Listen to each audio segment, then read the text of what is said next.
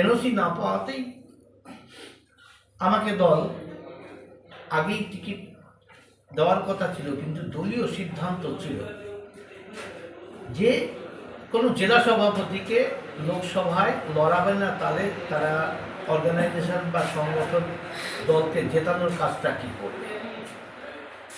শেষকালে যখন অল্প সময়ে একজন উনি এনওসি না পাওয়াতে আমাকে টিকিট দেয়, এবং এই লোকসভা ক্ষেত্রের অর্থাৎ রানাঘাট লোকসভা ক্ষেত্রের মানুষ অতীতের সমস্ত রেকর্ড ব্রেক করে 15 দিনে এক ঐতিহাসিক জয় দেয়, যা কোনোদিন স্বাধীনতার পর কোনো এমপি এখানে জয়লাভ করেনি।